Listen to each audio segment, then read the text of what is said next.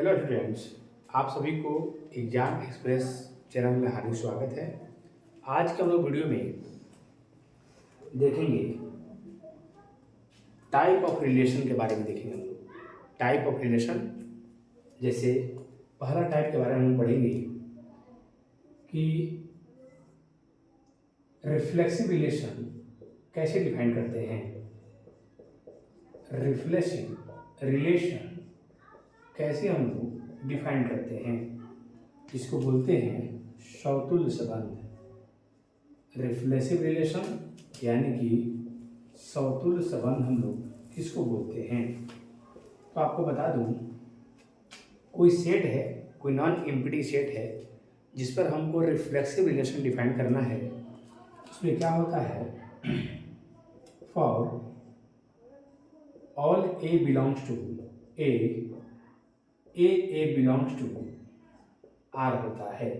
यानी कि ए के पास जितने मेंबर होंगे, ए के पास जितने मेंबर होंगे सभी मेंबर का पेयर आर के पास होना चाहिए।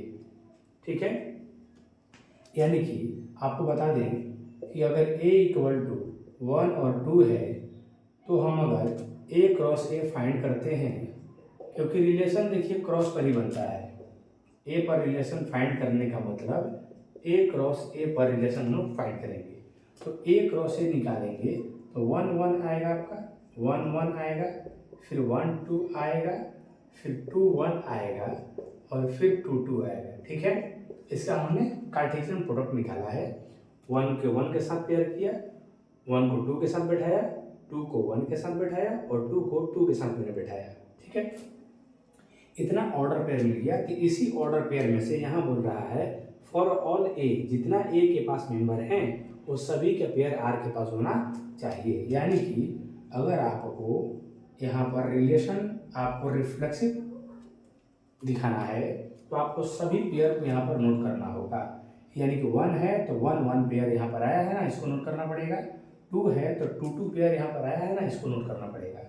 वही यहाँ पर डिफिनेशन बोला गया है, all A belongs to A belongs to R, यानी रिलेशन में उसका पेयर होना चाहिए। तो 1 है तो यहाँ 1 1 जरूरी है और यहाँ 2 है तो यहाँ 2 2 जरूरी है। यानी 1 1 लिखेंगे और हम 2 2 लिखेंगे तो ये आपका रिफ्लेक्सिव रिलेशन हो जाएगा। हाँ, अदरवाइज यहाँ पे आप लोग ऐसा करेंगे, अगर ऑल पेयर नहीं लिखते हैं तो ये नॉट रिफ्लेक्सिव हो जाएगा। सारे पेयर को लिखने के बाद और एक्स्ट्रा भी आप लिख सकते हैं। जैसे मान लीजिए कि आप यहाँ पर आप एक ही पेयर लिख करके छोड़ दिए, आप एक पेयर ही लिख करके छोड़ दिए, तो ये आपका एक पेयर से रिफ्लेक्सिव रिलेशन सौतुल्य संबंध नहीं हो पाएगा। क्योंकि यहाँ कह रहा है all A belongs to A belongs to R, A के पास जितने मेंबर हैं सबका पेयर होना चाहिए। तो बाय डिफॉल्ट ये आपका रिफ्लेक्सिव नहीं हो पाएगा, क्योंकि सारे पेयर यहाँ पर अवेलेबल नहीं है। रिफ्लेक्सिव कहता है कि जितना मेंबर है उसका सारा पेयर अवेलेबल होना चाहिए। R3 हम बना रहे हैं, जैसे 1 1 हम बनाएंगे और 2 2 यहाँ पे बनाएंगे, तो यहाँ पे सारे पेयर इंक्लूड कर दिए। सारे पेयर को इंक्लूड करने के बाद में आप एक्स्ट्रा भी रख सकते हैं। एक्स्ट्रा जैसे 1 2 मैंने रख दिया तो भी ये रिफ्लेक्सिव है। रिफ्लेक्सिव कहता है कि भैया केवल हमको पेयर चाहिए, केवल सेट के पास जितने मेंबर हैं सबका पेयर मिल गया, उसके बाद आगे कुछ है तभी ठीक रहेगा और उसके बाद आगे कुछ नहीं है तब भी ठीक रहेगा। ठीक है, यानी कि आपको सबको पेयर लिखना जरूरी है, उसके बाद आगे एक्स्ट्रा, इसमें से एक्स्ट्रा एलिमेंट को आप लिखिए या ना लिखिए फिर भी वो रिफ्लेक्सिव रहेगा। जैसे R4 हम लिख रहे हैं, R4 तो यहाँ पर हम 1 1 लिख सकते हैं, यहाँ पर हम 2 2 लिख सकते हैं, सारे पेयर यहाँ पर आ गए। इसके बाद में हम जो 1 2 लिखे थे वहाँ हम 2 1 भी लिख सकते हैं, ये भी आपका रिफ्लेक्सिव हो जाएगा। ठीक है, सारे पेयर को लिखना जरूरी है, उसके बाद इसमें से क्रॉस में से कोई एक्स्ट्रा एलिमेंट भी आप यहाँ पर लिख सकते हैं, वो बाय डिफॉल्ट क्या हो जाएगा, रिफ्लेक्सिव रिलेशन हो जाएगा। ठीक है, अब ध्यान रखेंगे, आप चाहें तो सारा का सारा लिख सकते हैं। यानी कि यहाँ पर मैंने जैसे पेयर लिखा है, 1 1 लिखा है, 2 2 लिखा है, तो इसके साथ हम लोग चाहें तो 1 2 और 2 1 को भी हम ऐड कर देंगे। इसमें सारे के सारे को हम लोग ऐड कर सकते हैं, और जब सारे के सारे को ऐड करते हैं, टोटल ऑर्डर पेयर को मैं जब यहाँ ऐड करूँगा तो एक प्रकार का यूनिवर्सल रिलेशन भी होता है, उसको हम लोग सार्वत्रिक समूह कहते हैं। वो यूनिवर्सल रिलेशन भी हो सकता है, यानी कि जितना यूनिवर्सल रिलेशन है वो सारे के सारे आपका रिफ्लेक्सिव रिलेशन हो जाएंगे। ठीक है, तो आई होप कि आपको रिफ्लेक्सिव रिलेशन समझ में आ गया होगा।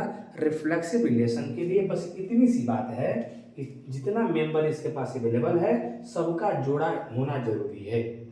रिफ्लेक्सिव रिलेशन में सिर्फ इतनी सी बात है कि सबका जोड़ा यहाँ अवेलेबल होना चाहिए। 1 है तो 1 1 जरूरी है, 2 है तो 2 2 जरूरी है। इसके बाद आप लिखिए या मत लिखिए, कोई उसको दिक्कत नहीं है। तो आई होप कि आपको रिफ्लेक्सिव रिलेशन समझ में आ गया होगा। इस तरीके से आप लोग रिफ्लेक्सिव रिलेशन को डिफाइन कर सकते हैं। अब आइए हम आते हैं, अब बात यहाँ पर ये आता है कि सिमेट्रिक रिलेशन क्या होता है। दूसरा हम रिलेशन बात करेंगे कि सिमेट्रिक रिलेशन किसको हम बोलते हैं। ठीक है, आइए देखते हैं सिमेट्रिक रिलेशन हम किसको बोलते हैं। ठीक है, सिमेट्रिक रिलेशन किसको बोला जाता है, इसको हम लोग बोलते हैं सममित संबंध। क्या बोलते हैं, इसको हम लोग सममित संबंध बोलते हैं, that is called symmetric relation. Symmetric relation क्या होता है भाई, तो सिमेट्रिक रिलेशन किसी भी सेट पर आपको देखने को ऐसे मिलता है कि फॉर ऑल, ध्यान देंगे, for all A B belongs to R, B A belongs to R, all AB belongs to R implies that BA belongs to R। ठीक है, यानी कि सिमेट्रिक रिलेशन कहता है कि जितने रिलेशन में AB होंगे वो सबका वहाँ पर उल्टा मौजूद होना चाहिए। रिलेशन में जितने AB मौजूद होंगे वो सबका उल्टा रिलेशन में मौजूद होना चाहिए। यानी AB के लिए BA मौजूद होना चाहिए, 1 2 के लिए 2 1 रहना चाहिए, 2 3 के लिए 3 2 होना चाहिए। इस तरीके से आप लोग ध्यान रखेंगे कि सिमेट्रिक रिलेशन में सबका उल्टा रहना चाहिए। जैसे कहीं आपको अगर आप एक्स वाई देख लिए तो उसमें वाई एक्स होना जरूरी है। रिफ्लेक्सिव रिलेशन कहता है कि जितने मेंबर अवेलेबल रहेंगे सबका उल्टा उसमें होना चाहिए, तब जाकर के रिफ्लेक्सिव रिलेशन हो जाएगा। ठीक है, तो आइए कि मान लीजिए एक आपको सेट लेते हैं, जैसे मान लीजिए 1 और 2 ही ले लिए, हम 1 2 ले लिए, इसका हम क्रॉस निकालेंगे क्योंकि हम ए पर रिलेशन डिफाइन करने वाले हैं। तो ए पर रिलेशन को डिफाइन करते हैं तो रिलेशन डिफाइंड होता है ए क्रॉस ए पर।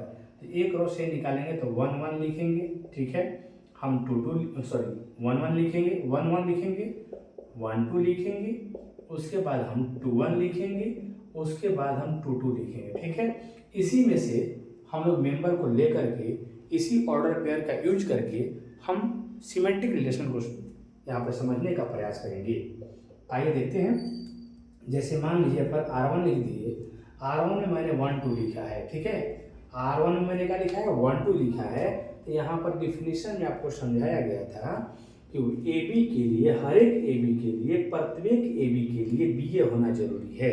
यानी कि 1 और 2 लिखे हैं तो इसके लिए 2 और 1 होना जरूरी है, तब जा करके ये आपका सिमेट्रिक रिलेशन होगा।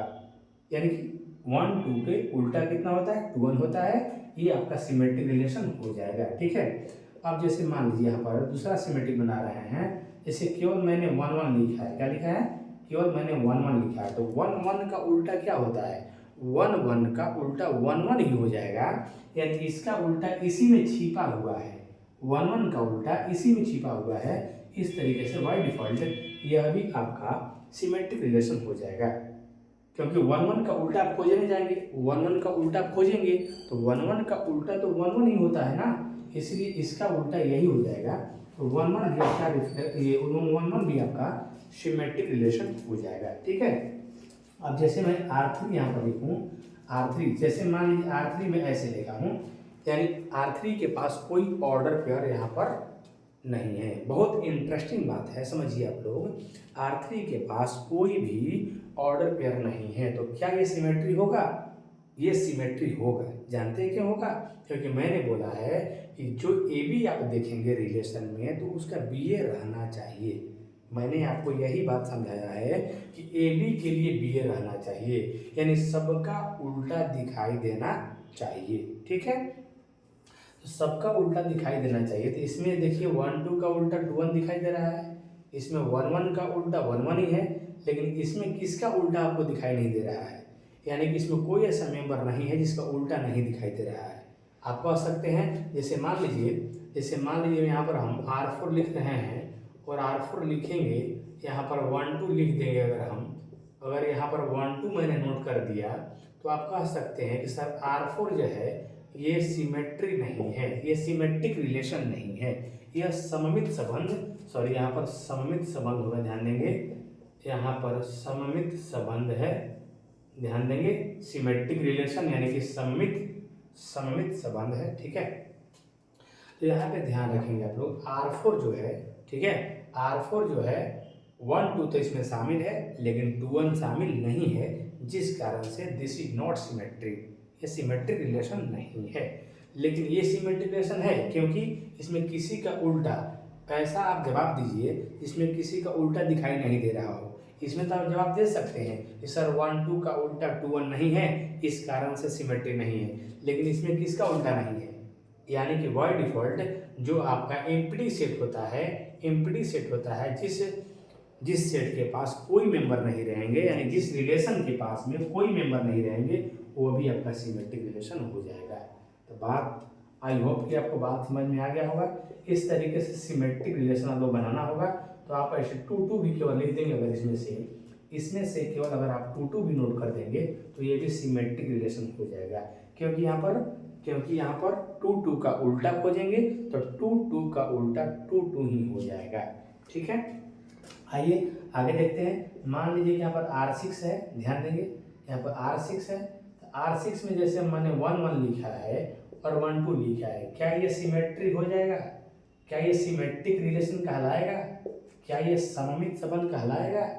आप खुद से एक बार चेक कर लीजिए, क्योंकि देखिए 1 1 का उल्टा तो हमारे पास 1 1 ही हो जाएगा और 1 2 का जो उल्टा है 2 1 होता है। ठीक है, 1 2 का उल्टा क्या होता है बाबू, 2 1 होता है। तो 1 2 का उल्टा जब 2 1 होता है तो 1 2 का उल्टा 2 1 यहाँ अवेलेबल नहीं है, 1 और 2 का उल्टा 2 1 यहाँ पर अवेलेबल नहीं है, इस कारण से ये आपका सिमेट्रिक रिलेशन नहीं कहलाएगा। तो आई होप कि आपको इतनी सी बात समझ में आ गया होगा कि सिमेट्रिक रिलेशन के लिए सबका उल्टा होना जरूरी है।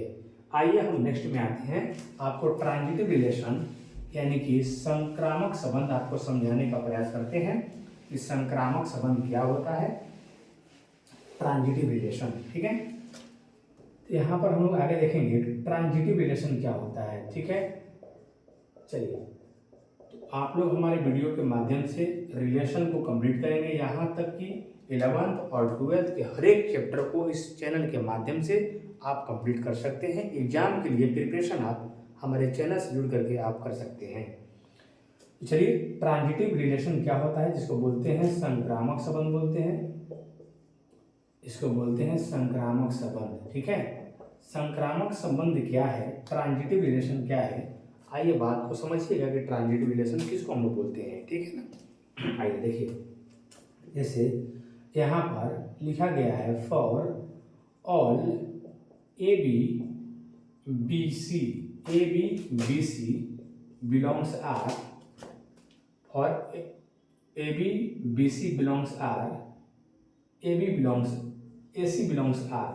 ध्यान देंगे, यहाँ पर ट्रांजिटिव जो रिलेशन होता है बाबू, ए बी सी के लिए ए सी होना जरूरी है, यानी कि ए बी है, मतलब किसी रिलेशन में ए से बी जुड़ा है और बी से सी जुड़ा है।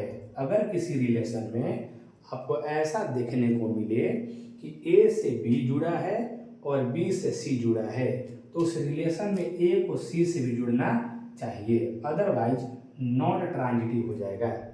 ठीक है, अगर किसी रिलेशन में, बात को ध्यान से सुनना है, समझ गया ना, अगर किसी रिलेशन में ए जुड़ा है बी से और बी जुड़ा है सी से, तो ए को सी से जुड़ना अनिवार्य है। अगर ए सी से नहीं जुड़ा तो ये ट्रांजिटिव रिलेशन नहीं होगा। ठीक है, तो इस तरीके से आपको बात को समझना होगा। ठीक है ना, जैसे मान लीजिए किसी रिलेशन में, ध्यान देंगे, किसी रिलेशन में एक जुड़ा है 2 से और 2 जुड़ा है 3 से, तो 1 को भी 3 से जुड़ना चाहिए, तब जाकर के ये आपका ट्रांजिटिव रिलेशन होगा, संक्रामक संबंध होगा। संक्रामक संबंध के लिए 3 स्टेप है। ए से बी जुड़ जाएगा, अगर बी से सी जुड़ जाएगा, बात को ध्यान समझिएगा, ए से बी जुड़ जाएगा और बी से सी जुड़ जाएगा, तो आपको ए से सी को भी जुड़ना चाहिए, अदरवाइज नॉट ट्रांजिटिव हो जाएगा। अब देखिए यहाँ पर ट्रांजिटिव तभी होता है जब ओनली यानी केवल ए बी बिलोंग्स आर रहेगा, केवल ए बी बिलोंग्स आर रहेगा, फिर भी ट्रांजिटिव रिलेशन हो जाएगा। यानी कि केवल एक जुड़ गया है, एक जुड़ा है 2 से और 2 किसी से नहीं जुड़ा है, तो यह भी एक ट्रांजिटिव, बाय डिफॉल्ट ये ट्रांजिटिव रिलेशन होता है। एक जुड़ा है 2 से और 2 किसी से नहीं जुड़ा है, तो इसको भी ट्रांजिटिव माना जाता है। यानी कि ट्रांजिटिव नहीं होने का सिर्फ और सिर्फ हमारे पास एक ही केस है।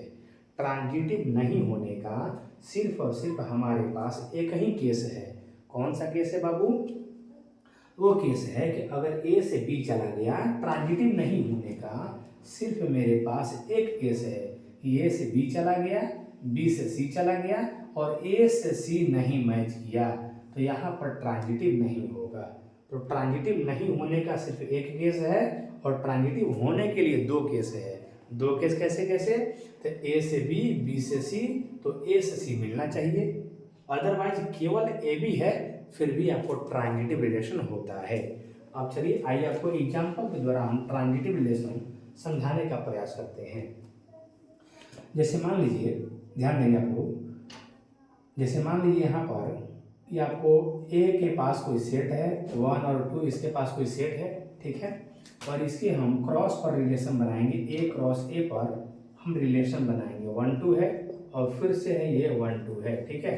तो क्रॉस निकालेंगे, कितना मिलेगा हमको मिलेगा 1 1 मिलेगा, फिर 1 2 मिलेगा, 1 1 मिलेगा, 1 2 मिलेगा, फिर 2 1 मिलेगा और फिर हम लोगों को 2 2 मिलेगा, ठीक है। इस पर हमको ट्रांजिटिव रिलेशन फाइंड करना है। तो ट्रांजिटिव रिलेशन फाइंड करने के लिए आपको मैंने बताया कि अगर ए से बी गया, अब बी से अगर कहीं सी चला गया, तो ए से सी होना जरूरी है। मतलब देखिए, अगर इसको ए से बी कह रहे हैं और ये बी से सी गया, तो ए से सी होना जरूरी है। मतलब ए से बी पर पहुंच गया, बी से सी पर पहुंच गया, तो ए सी का मतलब 1 1 होना चाहिए। और इसके साथ और बात ध्यान देंगे, ये ए से बी पर पहुंच गया है, ये बी से सी पर पहुंच गया है, तो ए से सी पर मैंने पहुंचाई है 1 1, ठीक है। लेकिन यहाँ से अगर ये देखा जाएगा कि अगर मान लीजिए ये ए से बी पर है, ये अगर ए बी को शो कर रहा है और ये ए से बी पर गया, कि ये कहाँ गया, बी से सी पर गया, बी 1 है ना। तो अगर मान लीजिए कि ए से बी पर गया और इन्होंने बी से सी पर गया, यहाँ पर मान लीजिए बी से सी पर गया, तो ए सी क्या होगा, ए और सी 2 2 मांग रहा है, यानी कि यहाँ पर 2 2 भी होना चाहिए, तब जा करके ये आपका ट्रांजिटिव रिलेशन होगा। यानी कि हर जगह से चेक करना है, हर ए बी बी सी के लिए, प्रत्येक ए बी बी सी के लिए ए सी मौजूद होना चाहिए। तो ए से बी, बी से सी के लिए ए सी 1 1 होना चाहिए, तो मैंने यहाँ 1 1 रखा है। और यहाँ पर ए से बी और ये बी से सी के लिए ए सी 2 2 चाहिए, तो यहाँ पर मैंने 2 2 को रखा है। तो ट्रांजिटिव के लिए ए बी बी सी ए सी हर जगह से आपको, हर पॉसिबिलिटी को आपको चेक करना है। ए बी बी सी ए सी के हर पॉसिबिलिटी को चेक करना है। ध्यान देंगे, अगर हम मान लीजिए कि यहाँ पर हम 1 2 केवल लिख दिए, क्या लिख दिए, केवल 1 2 लिख दिए थे, ए से बी पर गया, मैंने बोला है ना ओनली ए बी रहेगा, फिर भी ट्रांजिटिव कहलाएगा। तो ए से बी पर गया और बी से कहीं आगे नहीं गया, तो ये भी ट्रांजिटिव है। ध्यान रखेंगे, ये भी ट्रांजिटिव है, ये रूल आपको पता होना चाहिए। खैर ये वाला रूल बहुत कम लोगों को पता रहता है, लेकिन ये रूल आपको मालूम रहना चाहिए। जैसे 1 1 है, तो मान लीजिए कि ए से ए पर गया कहिए, अच्छा ए से मान लीजिए बी पर गया, क्योंकि ए का भी वैल्यू मान लीजिए 1 है और बी का भी 1 है, तो ए बी का मतलब 1 1 ही तो होगा। वैल्यू मान लीजिए कि ए और बी का इक्वल है, तो ए का भी 1 है और बी का भी 1 है, तो ए बी का मतलब 1 1 होगा। तो इसको भी हम लोग मान के चलते हैं कि अभी एक ए बी का क्रम है, 1 1 दे दिया, तो ये भी एक ए बी का क्रम है, ये भी आपका ट्रांजिटिव हो जाएगा, ये भी आपका ट्रांजिटिव हो जाएगा। और भी आपको केस दिखा रहा है, ध्यान दीजिएगा, और भी केस दिखा रहा है। कहीं मान लीजिए कि r इज इक्वल टू 1 1 लिखा है, तो कहीं 2 2 लिखा है, कहीं 3 3 लिखा है। तो इसमें देखिए BC कहीं नहीं है, क्योंकि भैया BC उसको कहेंगे कि जब A से B पर आएगा, A से B पर आएगा और B से C पर जाएगा, ठीक है। तो A से मान लीजिए B पर आया, तो B पर से ही ना C पर जाना है। तो यहाँ पर A से B पर आया तो B से कहाँ कहीं गया, कहीं नहीं गया। तो यहाँ भी A से B पर आया तो B से कहाँ कहीं स्टार्ट हुआ है, यानी कि जहाँ पर लास्ट हुआ वहीं से स्टार्ट होना चाहिए। BC हम सबको नहीं कह सकते हैं, BC उसको बोलेंगे जब A से B पर लास्ट हुआ तो B से ही स्टार्ट होकर C पर जाना चाहिए। यहाँ भी AB का क्रम है, यहाँ भी AB का क्रम है और यहाँ भी AB का क्रम है। तो ये आपका ट्रांजिटिव रिलेशन हो जाएगा। ध्यान रखेंगे क्या हो जाएगा, ट्रांजिटिव रिलेशन हो जाएगा। जैसे मान लीजिए यहाँ पर हम ये देख रहे हैं, ध्यान देंगे, यहाँ पर हम ये देख रहे हैं कि अगर आपको 1 3 मिल जाए, केवल क्या मिल जाए, 1 3 मिल जाए, ये भी ट्रांजिटिव हो जाएगा, ये भी ट्रांजिटिव हो जाएगा, क्योंकि केवल ए बी का क्रम है। लेकिन 1 3 तो यहाँ नहीं है, तो 1 3 हम यहाँ पर नहीं रखेंगे। अच्छा 1 2 3 पर ये रिलेशन बना सकते हैं हम लोग हैं। जैसे मान लीजिए कि यहाँ पर ये रिलेशन मैं जो बना रहा हूँ 1 2 3 पर है, 1 2 किस पर है, 3 पर। तो 1 2 3 में 1 1 लिखा है, मैंने 2 2 लिखा है और 3 3 लिखा है, ठीक है। तो ये आपका 1 2 3 पर ट्रांजिटिव रिलेशन हो जाएगा, ठीक है ना। जैसे 1 3 लिखा मैंने, केवल 1 3 मैंने लिखा है बाबू, तो केवल मैंने 1 3 लिखा है, तो ये भी ए बी का एक क्रम है, इसलिए ट्रांजिटिव रिलेशन हो जाएगा, ठीक है।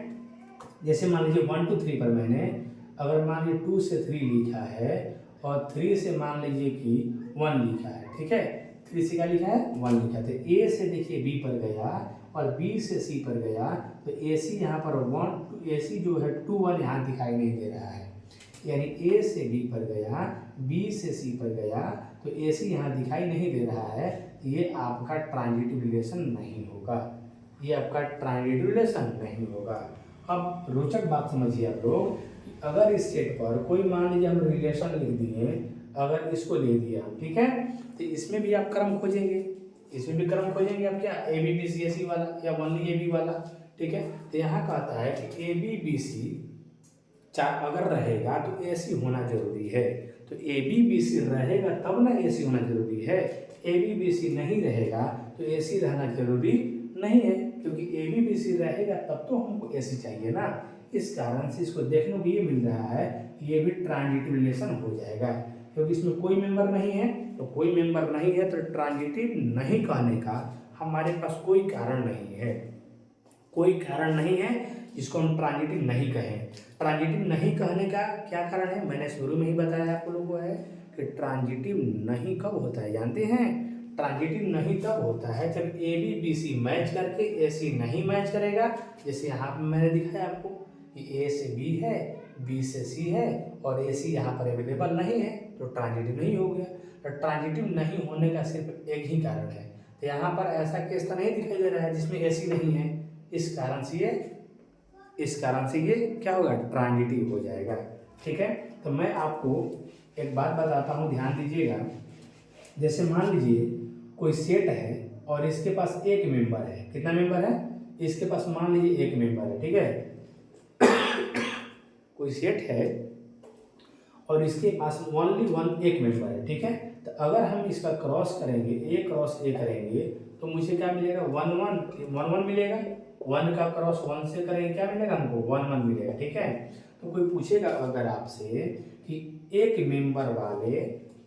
मेंबर वाले सेट में कुल कितने ट्रांजिटिव होते हैं, एक मेंबर वाले सेट में कुल कितने ट्रांजिटिव होते हैं, तो इसके लिए आपको बनाना होगा पहला ट्रांजिटिव आप बना सकते हैं, यानी कि पहला ट्रांजिटिव आप बना सकते हैं इम्पीडी रिलेशन से, इसमें कोई नहीं है तो ये भी ट्रांजिटिव कहलाता है। और दूसरा ट्रांजिटिव आप बना सकते हैं 1 1 द्वारा, इसमें केवल ए बी है, 1 1 मैंने लिखा है, इसमें क्या है, केवल ए बी यहाँ पर मौजूद है, यानी कि जिस सेट के पास में एक मेंबर होंगे उसमें total number of transitive is equal to 2 होगा, यानी total number of transitive is equal to कितना होगा, 2 होगा।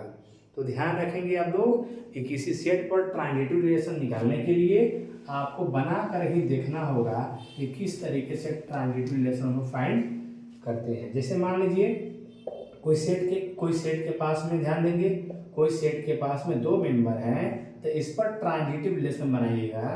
इस पर 13 ट्रांजिटिव रिलेशन बनता है। 2 मेंबर वाले सेट पर टोटल ट्रांजिटिव रिलेशन 13 बनेगा। इस तरीके से कोई सेट के पास 3 मेंबर हैं तो टोटल ट्रांजिटिव रिलेशन 171 बनेगा। उसको बनाने पर ही मालूम चलेगा। ट्रांजिटिव रिलेशन निकालने का कोई रियल फार्मूला नहीं है, आपको बना के चेक करना होगा। ऐसे एग्जाम में बताते चला लोगों को कि 1 और 2 वाला पूछा जाता है कि किसी सेट के पास में 1 मेंबर है तो उस पर कितना ट्रांजिटिव होता है। तो किसी भी सेट के पास 1 मेंबर होते हैं तो उस पर 2 ट्रांजिटिव होता है, और किसी सेट के पास में अगर 2 मेंबर होते हैं तो उसमें आपको 13 ट्रांजिटिव रिलेशन होते हैं। 1 मेंबर वाले पर 2 ट्रांजिटिव, 2 मेंबर वाले पर 13 ट्रांजिटिव और 3 मेंबर वाले पर 171 ट्रांजिटिव रिलेशन होता है। ऐसे आप लोग का होमवर्क हम देंगे इस वीडियो में कि 13 कम से 171 आप नहीं बना सकते अगर हैं तो कम से कम 2 एलिमेंट वाले सेट पर 13 ट्रांजिटिव कैसे होते हैं आप लोग ये होमवर्क बना करके दिखाएंगे। ये होमवर्क बना कर आप लोग सेंड कर सकते हैं। मेरा टेलीग्राम चैनल है exam express bye Raju sir, मेरा टेलीग्राम चैनल है, आप उसमें 13 ट्रांजिटिव बना करके भेज सकते हैं। अन्यथा मेरे चैनल पर बने रहिए, मैं आपको वीडियो में बता दूंगा कि 2 एलिमेंट वाले सेट पर 13 ट्रांजिटिव कहाँ से आता है। ठीक है, इसके बाद हम बात करेंगे इस वीडियो में आप लोगों से कि इक्विवेलेंस रिलेशन क्या होता है, तुल्यता संबंध हम किसको कहते हैं। ठीक है, इक्विवेलेंस हम लोग किसको कहते हैं, ध्यान देंगे। इक्विवेलेंस रिलेशन क्या होता है, क्या नाम है, इक्विवेलेंस रिलेशन किसको बोलते हैं, जिसका नाम है तुल्यता संबंध। क्या बोलते हैं इसको, है तुल्यता संबंध बोलते हैं। ठीक है, इसको हम लोग बोलते हैं तुल्यता संबंध। ठीक है, तो तुल्यता संबंध हम लोग किसको कहते हैं, इसको ध्यान में रखिएगा। यानी कि वैसा रिलेशन जो आपका रिफ्लेक्सिव हो, सिमेट्रिक हो और ट्रांजिटिव हो, जो तीनों के तीनों हो, उसी को हम लोग कहते हैं तुल्यता संबंध, इक्विवेलेंस रिलेशन बोलते हैं हम लोग हैं। यानी वैसा संबंध जो समतुल्य हो, सममित हो और संक्रामक हो, तीनों हो, उसको हम लोग बोलते हैं तुल्यता। यानी तुल्यता का मतलब ध्यान देंगे, यानी कि तुल्यता का मतलब होता है, ध्यान देंगे, तुल्यता का मतलब होता है उसको समतुल्य होना पड़ेगा, रिफ्लेक्सिव होना पड़ेगा, प्लस उसको सममित भी होना पड़ेगा और प्लस उसको संक्रामक भी होना पड़ेगा। अगर तीनों के तीनों होगा तभी जा करके उसको हम लोग तुल्यता संबंध कहेंगे। That is called equivalence relation हम लोग उसको बोलेंगे। तो ध्यान रखेंगे, जैसे मान लीजिए कोई सेट है, मान लीजिए कि यहाँ पर 1 2 है। ठीक है, क्या है यहाँ पर, क्या है 1 2 है। 1 2 पर कोई हम दिखा रहे हैं आप लोगों को इक्विवेलेंस रिलेशन। जैसे मान लीजिए 1 2 में हम 1 1 लिखेंगे। देखिए, हमको बनाना है तुल्यता संबंध, मुझे बनाना है क्या, तुल्यता संबंध, इक्विवेलेंस रिलेशन। तो वो समतुल्य होना चाहिए। तो समतुल्य का मतलब सबका जोड़ा होना चाहिए, सबका जोड़ा होना। तो समतुल्य का मतलब होता है सबका पेयर होना चाहिए, सबका पेयर अवेलेबल होना चाहिए। तो अगर मान लीजिए सबका हम पेयर लिखेंगे बाबू, क्या लिखेंगे हम, जब सबका पेयर लिखेंगे, ध्यान दीजिएगा, तो जब हम सबका पेयर यहाँ पर लिखेंगे तो हमारे कहने का मतलब ये हो गया कि यहाँ पर 1 1 लिखेंगे और 2 2 लिखेंगे, क्योंकि समतुल्य तो होना है। तो समतुल्य के लिए सबका जोड़ा होता है, सबका पेयर लिखना होता है, जरूरी है। तो 1 1 लिखेंगे, 2 2 लिखेंगे। अब इसके बाद इतना ही लिख करके हम सममित देखेंगे, तो सममित भी तो हो गया ना, क्योंकि 1 1 का उल्टा 1 1 हो गया, 2 2 का उल्टा 2 2 हो गया। और संक्रामक भी है, क्योंकि यहाँ पर ए भी है, यहाँ पर भी ए भी है। तो अगर आप केवल पेयर लिख करके छोड़ देते हैं, इसी सेट का ओनली आप पेयर लिख के छोड़ देते हैं, केवल पेयर नोट कर देते हैं, तो केवल पेयर वाला समतुल्य भी हो जाता है, सममित भी हो जाता है, संक्रामक भी हो जाता है। समतुल्य इसलिए हो जाता है क्योंकि सबका जोड़ा है, सममित इसलिए हो जाता है क्योंकि सबका उल्टा मौजूद है। संक्रामक इसलिए हो जाता है क्योंकि केवल ए बी का ग्रुप है। तो जहाँ केवल ए बी का ग्रुप होता है उसको हम लोग संक्रामक भी कहते हैं। ऐसे इस पर दूसरा संक्रामक हम बनाने का प्रयास करें। अगर हम दूसरा संक्रामक बनाने का प्रयास करें तो अगर 1 1 लिखेंगे 2 2 लिखेंगे। कुछ लोग बोलते हैं सर 1 1 2 2 पेयर लिखना जरूरी है। हाँ भाई, एकदम पेयर लिखना जरूरी है क्योंकि समतुल्य तो होना है ना, तो पेयर तो लिखेंगे। अब इसी में एक नया बढ़ा देंगे। नया मतलब अगर मान लीजिए सेट के पास 1 2 एलिमेंट है, ध्यान देंगे। अगर मान लीजिए हम यहाँ पर 1 और 2 नोट कर दिए, अगर हम 1 2 नोट कर दिए तो ये भाई देखिए समतुल्य तो हो गया, सबका जोड़ा है। लेकिन उल्टा उल्टा खोजेंगे सममित के लिए, तो सममित में आप देखिए ना, आप सममित में देखिए 1 2 का उल्टा 2 1 होना चाहिए ना, तो 1 2 का उल्टा 2 1 भी यहाँ नोट करना पड़ेगा। 1 2 का उल्टा 2 1 भी यहाँ पर नोट करना पड़ेगा, तब जाकर के ये सममित हो पाएगा। तो ये रिलेशन को हम चेक करेंगे तो समतुल्य है क्योंकि सबका जोड़ा अवेलेबल हो गया। ये सममित है क्योंकि ये उल्टा अवेलेबल हो गया। 1 2 का उल्टा क्या हो गया, 2 1 हो गया। और संक्रामक इसलिए है क्योंकि अगर चेक करते हैं हमें तो देखिए ए बी, ये हो गया ए बी और ये हो गया बी सी। तो ए सी का मतलब 1 1 चाहिए। ये क्या 1 1 अवेलेबल है, यानी ए बी है बी सी है तो ए सी भी अवेलेबल है। अगर यहाँ से काउंट करते हैं ये वाला ए बी है, ये वाला ए बी है और ये वाला बी सी है, ये वाला मान लीजिए कि ए बी का काम कर रहा है और ये बी सी के काम कर रहा है, तो ए सी का मतलब हो गया, ए सी का मतलब हो गया 2 2, तो 2 2 भी यहाँ अवेलेबल है। यानी कि हर एक ए बी बी सी के लिए यहाँ ए सी अवेलेबल है। तो जहाँ पर हर एक ए बी बी सी के लिए ए सी अवेलेबल होता है वो आपका क्या, संक्रामक यानी कि ट्रांजिटिव रिलेशन होता है। ध्यान रखेंगे आप लोग। तो यहाँ पर हर एक ए बी बी सी के लिए ए सी अवेलेबल है, इस कारण से ये ट्रांजिटिव भी है, तो ये समतुल्य भी है, सममित भी है और संक्रामक भी है। इस कारण से ये रिलेशन भी क्या है, ये रिलेशन भी आपका क्या है, तुल्यता है। यानी ये रिलेशन भी क्या है, इक्विवेलेंस है। तो इस तरीके से आज की वीडियो में आप लोगों ने सीखा है कि समतुल्य संबंध क्या है, रिफ्लेक्सिव क्या है, सममित क्या है यानी कि सिमेट्रिक क्या है। उसके बाद आपने सीखा है कि संक्रामक क्या है यानी कि ट्रांजिटिव क्या है। उसके बाद आप लोगों ने सीखा कि तुल्यता क्या है। तो आई होप कि आपको इतनी सी बात समझ में आ गया होगा। हमारे चैनल पर बने रहिए। आज के वीडियो में इतना ही तक। आप सभी को हमारे तरफ से बहुत बहुत धन्यवाद।